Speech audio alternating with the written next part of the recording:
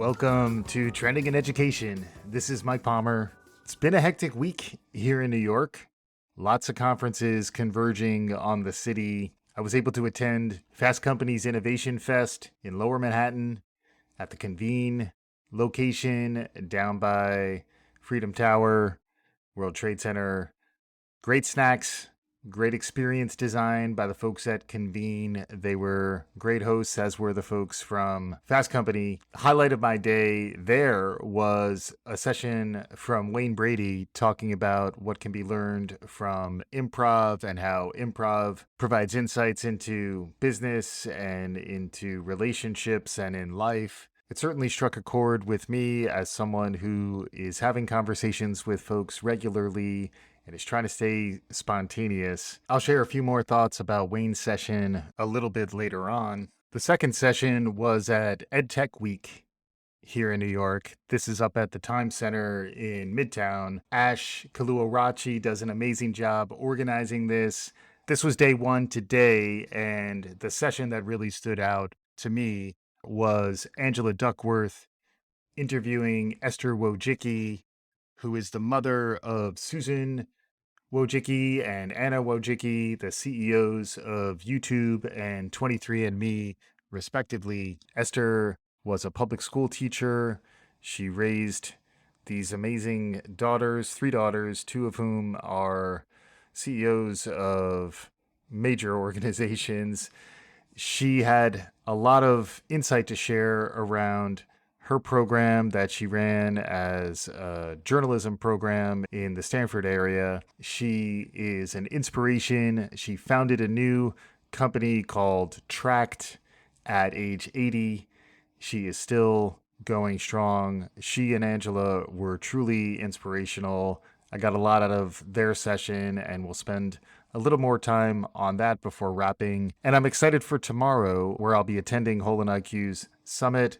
Patrick Brothers, one of the co-founders with Maria Spies, gave a really sharp survey of the state of play for the world of educational technology. Hole in IQ is a firm I've been tracking for several years. I did attend their summit back in 2019. I'll be attending it tomorrow. Hopefully can share some more from that, and also some more highlights from the masterclass I'm running on using your podcast to grow your network, and particularly for EdTech founders to think about how they might be able to reach investors, they might be able to reach their board or other critical stakeholders, not to mention their friends, their family, their network, by using a podcast, by launching a podcast. We got plenty to cover because we have the Wayne Brady session from Fast Company Innovation Fest, and then the Duckworth and Wojcicki double team amazing session from EdTech Week. But to start, we're going to cover something that's near and dear to my heart for listeners who've been with us at Trending in Ed for nearly 500 episodes, dating back to September of 2016. The Gartner Hype Cycle dropped. Gartner has released its Hype Cycle for Emerging Technology in 2022. The 25 technologies that are going to move the needle in the next 2 to 10 years. You're going to hear all about it next.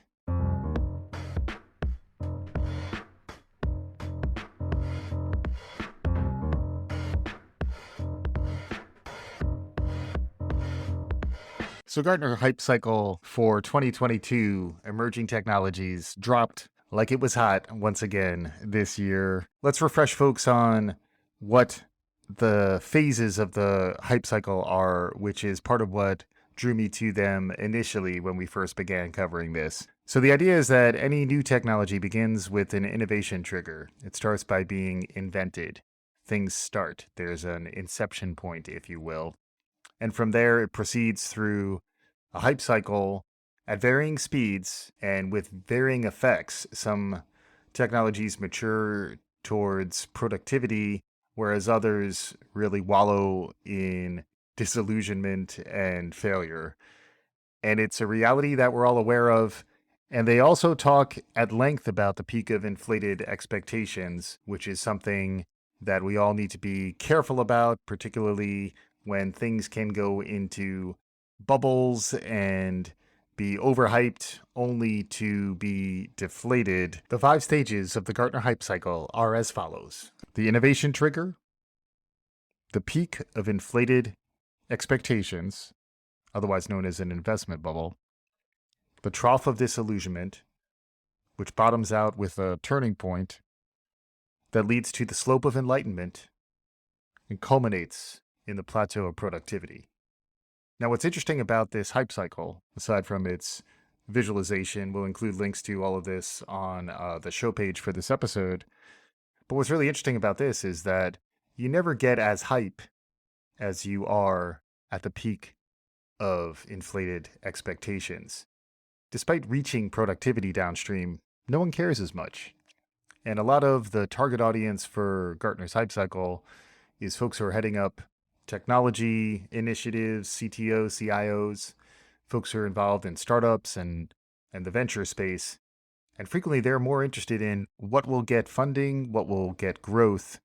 It is an interesting contrast to EdTech Week, where we're trying to understand where are we in the different phases of investment and growth for educational technology.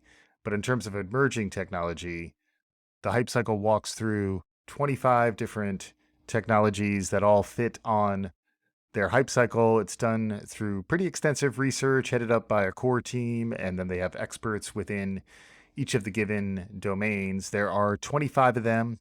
I'm going to run through them quickly because I did take some notes while attending their workshop. What was interesting was that they grouped the technologies into 3 higher level groupings. The first of which is evolving and expanding immersive experiences. The second is accelerated AI adoption. And the third is optimized technologist delivery. Breaking those down at a high level, it does kind of make sense in that the evolving and expanding immersive experiences, this is where you think about the metaverse. The metaverse, in fact, is included as one of the technologies within the evolving and expanding immersive experiences. From there, accelerated AI adoption is something we've been talking about a lot on the show. We've been trying to cover more how AI education and the skills gap around developing artificial intelligence across all the different types of roles that we're going to need for AI to be implemented successfully and to actually benefit human flourishing. There's a lot of work to be done on the education side, and as we've discussed on this show, there are a lot of technologies that are maturing rapidly, and the vision that Gartner is putting out there is that a lot of these things are going to be accelerating in market. Some of the new and emerging technologies will be getting hyped, but we are in a world where AI is very much top of mind in the world of technology and is also top of mind in the world of investment and where the capital is going, which is where the innovation will happen. Interestingly, there are many signals out there that AI is now useful and in market in ways that maybe some of these other technologies, these more nascent technologies, are not. And then the third category was really interesting, which is optimized technologist delivery. And that is really human-centered design built around the persona of the engineer or the cloud ops developer or the data scientist, the new role types that are in fact technical humans, but those humans will need software and interfaces and frameworks that are necessary for them to be more effective in their jobs, as we're all trying to stay ahead of this accelerating rate of change in these wacky times. So I got a lot out of that, running through the technologies that I got a sense of in the evolving and expanding immersive experiences. This is where decentralized identity, digital humans, the digital twin of a customer, internal talent marketplaces, the metaverse, NFTs, super apps, and Web3 all appeared. So those are all tied to evolving and expanding immersive experiences.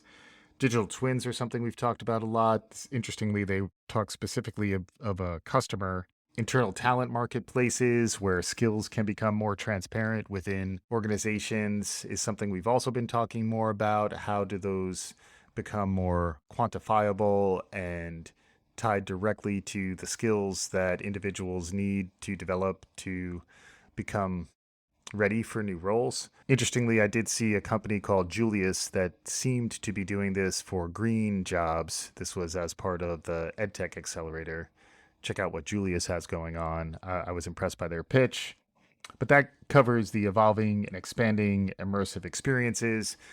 The 600-pound virtual gorilla in the room looks a lot like Mark Zuckerberg, I think. And that is Meta, the fact that Facebook is now very concertedly focusing on growing their immersive experiences, their VR team. Web3 also appearing as its own hype cycle item. These were all in varying degrees headed towards that peak. You do wonder what the trough will look like for some of these technologies. Unfortunately, Gartner didn't really get into that. Of these 25 technologies, none of them were past the peak of inflated expectations. Everything was pre descent into the trough of disillusionment, which is an interesting signal from Gartner. I would have liked to have heard more from them on why that, in fact, is. Then moving on to AI adoption. This is where causal AI, foundation models, generative AI, AI augmented design, and autonomic systems. This was where they talk about guardrails being built in with AI and ways in which an autonomic system might be able to operate without human intervention around decision making, which is something that both Gartner and also many of the folks who've been on the show have been cautioning, where AI operating completely independent of human intervention, human approval, human decision making is the Skynet scenario, and one that we want to be cautious about implementing. Interestingly, though, the audience who typically reads the Gartner hype cycle and engages in these types of conversations, they're the folks who are actually making these decisions. Do we fully automate this thing, or do we design with humans in mind?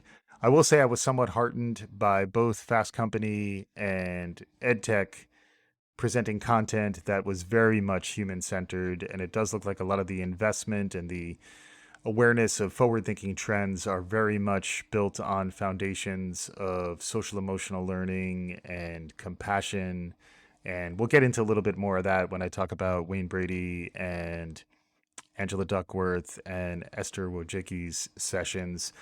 But that's really where we are in terms of the AI automation component. And then the last area is optimized technologist delivery. And I heard the term product service solution communities put out there by Gartner, which I thought was also interesting in that thinking about the community of interest, the community of practice who is focused on more advanced technical implementations, we haven't really built out a software layer, an infrastructure for those people to be more effective and for that to be thoughtfully designed with AI technologies and immersive technologies as part of what the human will be interacting with.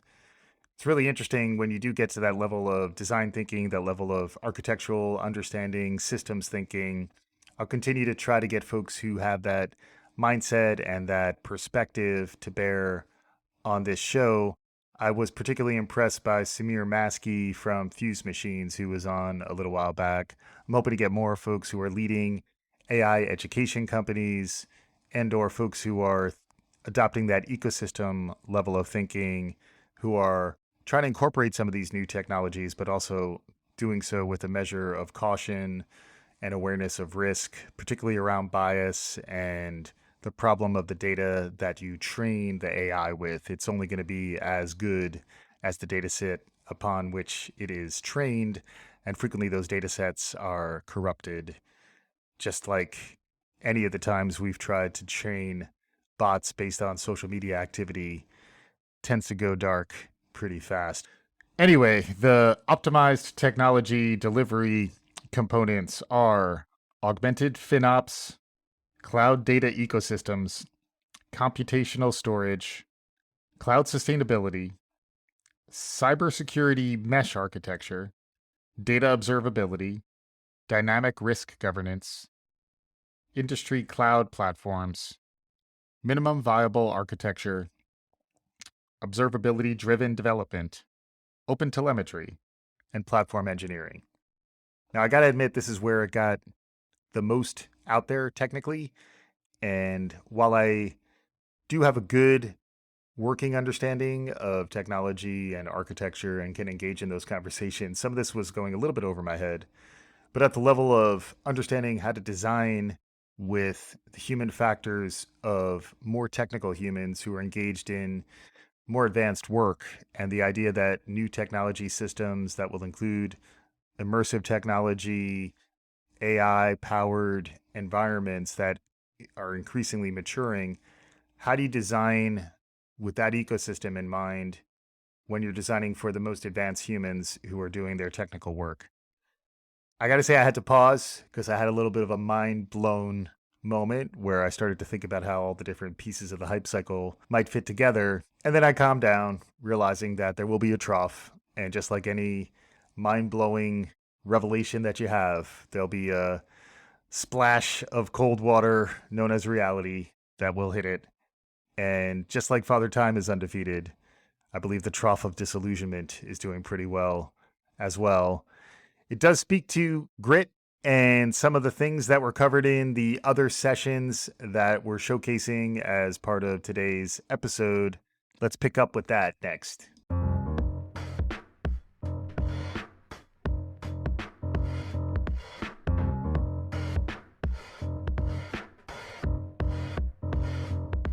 Wayne Brady's an impressive dude. You attend the session with him, you hear his story, and then you see his masterful improv game. You can understand why he's now entering the venture space. He is joining forces with the Freestyle Love Supreme Academy and Speechless Inc. to launch a virtual business and educational training platform built around improv acting techniques.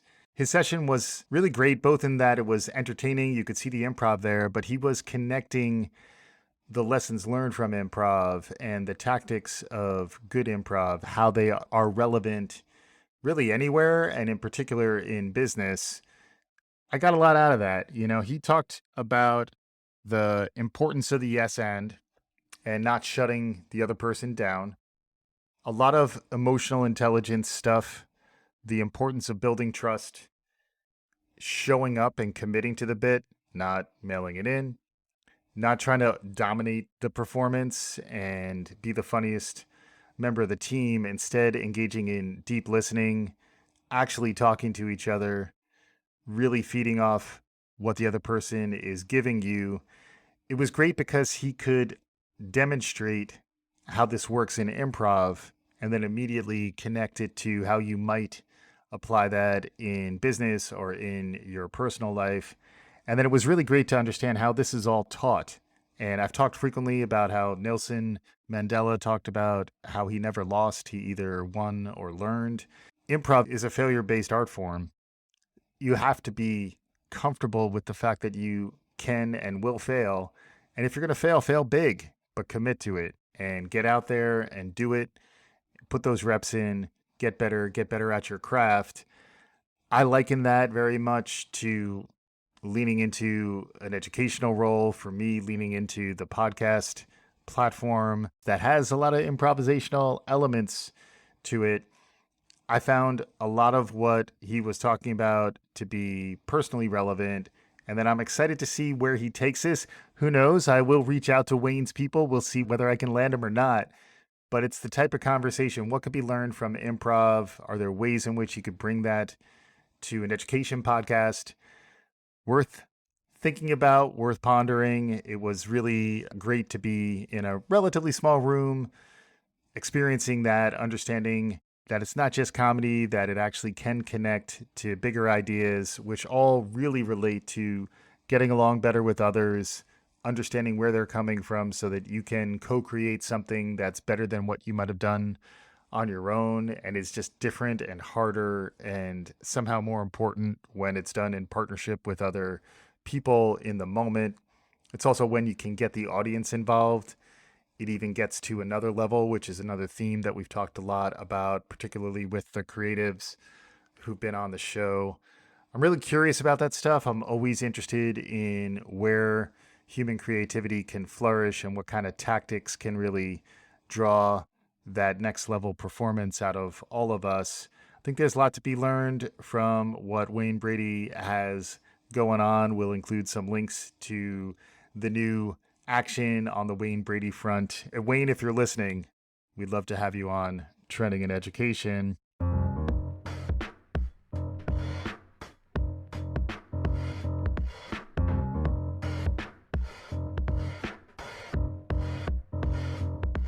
Esther Wojcicki, who raised two daughters who are heading up YouTube and 23andMe. And that's not even the entirety of her story by any stretch. She was a lifetime educator. She raised her girls. She also, just recently at age 80, founded Tract with another educator, which enables peer-to-peer education where kids can learn from someone who's slightly older than them, but is still a kid. And I'm already seeing that in my 3-year-old, where when he hears it from his parents, it's one thing. When he hears it from his teacher, it's another thing. But when he hears it from a peer, he's listening. And if that peer happens to be a little older and has a little more cachet by virtue of being a little older, the lessons resonate even more deeply. So that's available at tract.app. We'll include a link to that. And Angela Duckworth, in addition to writing Grit and being an amazing speaker and podcaster and personality, she's also a serious academic working out of Wharton over the years. And she's now launched the Character Lab, where she's doing research into really amazing individuals to try to understand what aspects of their character, elements like grit, that really differentiate those who are able to succeed and excel, and also try to understand what their foundations were. How was that cultivated? What did they learn from? What kind of parenting styles got them to where they are? And that very much led into her conversation with Esther, who looks amazing and just was glowing as she talked about both her parenting of her daughters and then also her launching her new initiatives, as well as the acronym TRICK, which is the other thing that I wanted to make sure folks heard. In addition to GRIT, they talked about TRICK, and TRICK is an acronym for what Esther really cultivated in her journalism classes. It's foundational to how she's building out Tract, and it very much resonated with a lot of the research that Angela was citing, which all really flowed together wonderfully in the conversation, tying it back to parenting and connecting educational context to parenting context, which is a trend that we've been tracking here on the show. We've all become more aware of some of those connections as worlds have collided in recent years. The acronym TRICK, the T stands for trust, the R stands for respect, the I is for independence. You want to allow agency and autonomy from your class. The C stands for collaboration, and the K stands for kindness. And she made a special point of saying that perhaps the most important two elements in this culture building, which is really the way I was looking at her conversation, are trust and kindness. And as a parent of a 3-year-old, I do understand that day to day in terms of what I'm trying to bring to my son. And I am starting to see that in early childhood education. And then to hear this through the lens of parenting and through the lens of raising really amazing women who are able to lead these organizations and do so with conscience and do so while still raising their families and following, in many ways, the role model that is their mom to heights of success. It was very inspirational. Esther suggested we close with some hope. And at the same time, Angela was talking about the importance of desirable difficulty, where you don't want to make things too easy. You want to inspire that desire to continue to try and to build that resilience, build that grit, build that motor and that growth mindset that we all need to continue to strive and grow to new heights. I found it inspirational. I found this whole week to be inspirational. It will culminate tomorrow when I deliver my masterclass on what you can do with a podcast to grow your network. And if you are trying to cultivate your B2B business opportunities or get your thought leadership brand together, that is something I do as a consultant. You'll hear a little bit more of that as we continue to produce Trending in Ed, but I also try to do this mainly for the love of the game, to keep the conversation on the right targets and to keep it moving forward in a positive light. Hopefully you're enjoying what you're hearing. We're getting closer to our 500th episode.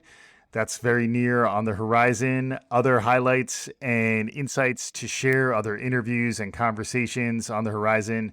Really excited to be bringing it to you all. Thanks as always for listening. If you haven't told your friends about the show, please do so. If you haven't subscribed or written a review, please do so. Hopefully you are enjoying the ride. I know I certainly am. Thanks for listening. This is Trending in Education.